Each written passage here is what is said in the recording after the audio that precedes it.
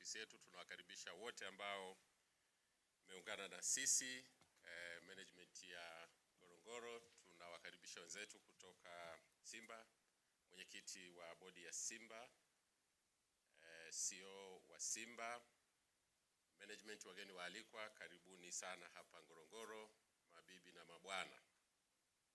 Kwanza tunamshukuru Mwenyezi Mungu kwamba sisi wote tuko hai, tuna afya katika siku ambayo ni ya muhimu sana kwetu na ni siku ya kihistoria. Na sisi Ngorongoro na wenzetu wa Simba Sports Club, leo ni siku ambayo tunatengeneza historia mahususi. Tunatengeneza historia ya kuunganisha utalii na michezo kama sekta mbili ambazo zinafanya kazi pamoja na zitaweza kufanya kazi pamoja kwa namna nyingine tofauti.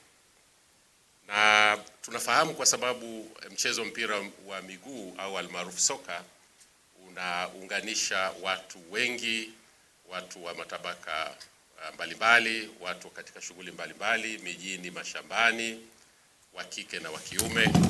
Kwa hiyo tunaamini kwamba tunapoungana katika sekta hizi mbili za utalii na michezo, ni fursa pia ya kuunganisha watu wa aina mbalimbali. Na sisi kama Ngorongoro, hifadhi ya mamlaka ya Ngorongoro, tunaona fahari kubwa sana. Hifadhi ya mamlaka ya Ngorongoro ni moja kati ya, kwenye sekta ya utalii na uhifadhi, ni moja kati ya chapa mahususi, chapa kubwa, sio tu Tanzania lakini katika dunia na katika Afrika. Kwa hiyo tunapokutana leo, kwa lugha nyingine ni kwamba, na tunafahamu kwamba katika sekta ya soka ya hasa ya Afrika, Simba ni moja kati ya chapa kubwa katika Afrika. Kwa hiyo leo tunayo furaha kwamba tunakutanisha chapa mbili kubwa katika Afrika na katika dunia, kuzungumza au kusherehekea namna tutakavyoweza kufanya kazi pamoja. Na chapa hizi mbili zinapoungana, maana yake ni kwamba sasa niseme ipi na ipaisha nyingine, labda Kiswahili chepesi, zinapaishana. Labda kupaishana ndio iko sawa sawa. Tunakutana pale ambapo chapa mbili zinapaishana katika sekta ambazo pia nazo zinapaishana. Lakini labda tu kukumbusha ni kwamba chapa hii ya Ngorongoro ni maarufu kwa sababu ya historia. Ukifuatilia katika historia ni kwamba chapa hii inahusishwa na wanyama wa aina zote. Wale wanyama maarufu wanapatikana kwa wingi katika hifadhi ya Ngorongoro. Kwa wingi kwa maana katika eneo moja dogo: simba, faru, twiga, na wengine wote wale wanyama ambao ni wakubwa. Ukienda Ngorongoro, hasa kule kwenye kaldera, Kasoko maarufu kama Kreta, ndiko wanakopatikana. Lakini pia hifadhi ya Ngorongoro ina historia ya kuwa ni imehifadhi historia ya binadamu wa kale sana. Takriban kuna historia ya nyayo za Laetoli ambazo kiutaalamu zimethibitika kwamba zilitokea takriban miaka 3.5 milioni iliyopita. Sasa historia hiyo manake ni kwamba maisha katika hifadhi, binadamu wa sasa wanaaminika wameanzia katika hifadhi ya Ngorongoro. Historia kubwa sana hiyo. Lakini la tatu, pamepatikana fuvu la binadamu wa kwanza aliyetembea kwa miguu, anaitwa Zinjanthropus. Sasa ukichukua ule umahususi, ndio maana hifadhi ya Ngorongoro, shirika la elimu na utamaduni limeipa hadhi tatu. Ina hadhi ya kuwa ni ina mchanganyiko wa urithi, inaitwa mixed heritage, lakini pia ni hadhi ambayo ina hadhi ya biosphere na hifadhi ya kimataifa ya kijiolojia au maarufu kama Global Geopark. Kwa hivyo hizo ni hadhi zinazotolewa na shirika la Umoja wa Kimataifa la Utamaduni, Elimu la UNESCO. Na UNESCO ndio shirika linalotoa hadhi kwa sites kwa maeneo mbalimbali katika dunia, na Ngorongoro imebahatika kuwa na hiyo hadhi. Lakini mojawapo katika hili la historia ya binadamu alivyoishi muda mrefu, na sisi ndio maana tunasema kwamba kabla hatujaanza kucheza mpira wa miguu tulianza kutembea. Nadhani ni logic tu ya kawaida. Ikitokea mtu anacheza mpira hajatembea, anaweza kuwa si mchezaji mzuri. Lazima miguu itembee kwanza, ikomae, ikae sawa sawa, ijue namna ya kudribble, sijui lugha ya mpira. lakini inasemekana watu wanatembea, wana dribble, wana feint, pana maneno hata sio mtaalamu hata siyasema, lakini unatembea kwanza alafu baadaye unacheza mpira au unafanya kazi nyingine. Sasa kwa sababu hiyo ndio maana hata hii sisi tunaona fahari kuungana na wenzetu ambao katika sekta ambayo inaitumia miguu sawa sawa. Unajua sio kila mtu anayepewa neema ya miguu anaitumia inavyopasa. Wengine wanaitumia tu kutembea, inaishia pale pale, lakini wenzetu katika sekta kama watakavyozungumza, siwezi kuwazungumzia, wanajua miguu habari yake ni nini. Miguu inaleta furaha, miguu inaleta burudani, miguu inafanya mambo makubwa sana kama ambayo tunajua na kama ambayo watakayo yazungumza. Kwa hiyo ndugu zangu, kwa siku ya leo sisi tunakutana kwa ajili ya kusherekea neno hili sipati uharaka wake, ni pride. Yani we are very proud of what we are going to be doing, tutakachokuwa tunafanya. Na hii ni kwa sababu sisi tunasema kwamba the pride of returns home ina maana tatu. Hii ya kurudi nyumbani.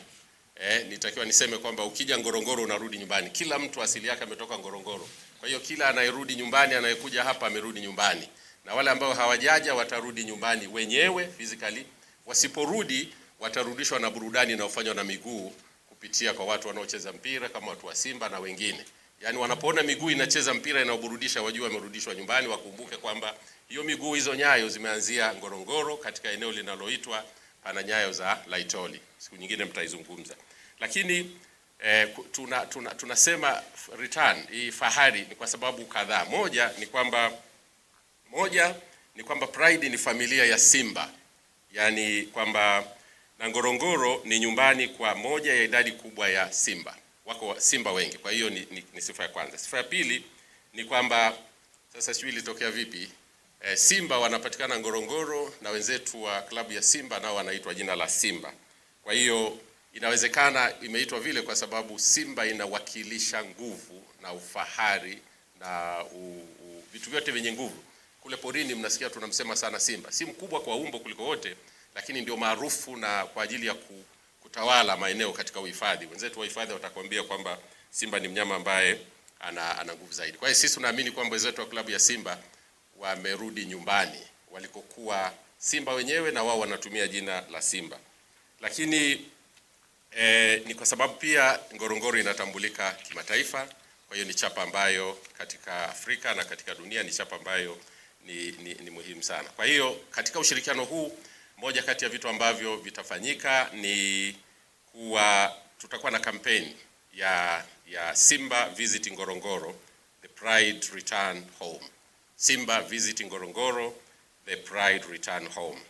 Na hii itakuwa ni sehemu ya maadhimisho ya miaka 90 ya klabu ya Simba. Kutakuwa na shughuli mbalimbali wakati wa uzinduzi wa wiki ya Simba.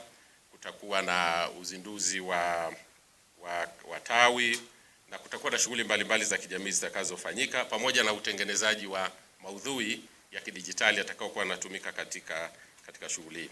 Kwa hiyo tunaamini kwamba ushirikiano huu wa leo tunazindua kampeni maalum ya kuhamasisha mashabiki wa mpira wa miguu nchini na hata nje ya nchi kutembelea hifadhi ya Ngorongoro, kujionea haya tunayoyazungumza wenyewe na kurudi nyumbani pia, wapate nafasi ya kurudi nyumbani. Kwa hiyo tunataka mashabiki wote wa mpira wa Simba na watu wote waje kujionea historia na urithi unaopatikana Ngorongoro katika mfumo mmoja wa ekolojia, uhifadhi, wanyama, historia na utamaduni, vyote vinavyopatikana katika hifadhi ya Ngorongoro.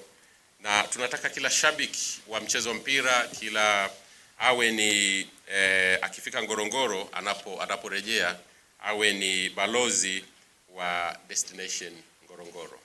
Hifadhi ya mamlaka ya Ngorongoro ni destination ya Ngorongoro. Na kwa sababu unapokuja Ngorongoro unakuwa umeshiriki katika sekta.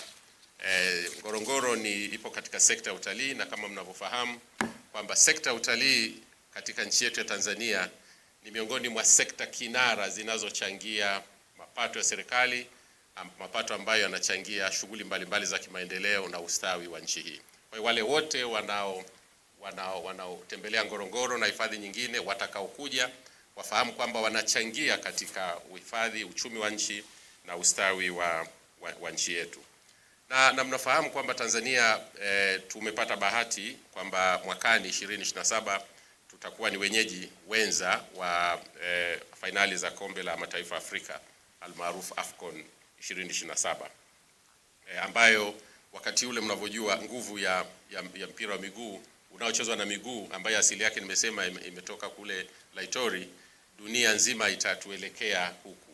Kwa hiyo tunaamini kwamba hizi ni shamra za kuelekea katika AFCON. Na sisi kama Ngorongoro, hii ni moja ya namna ambayo tumeichagua katika mikakati yetu katika maandalizi ya kuelekea katika AFCON 2027, kwamba tuandae mazingira ya watu wanaweza kuja kutembea, kujifunza, kuona na kuwa ni mabalozi wa shughuli zinazofanyika Ngorongoro.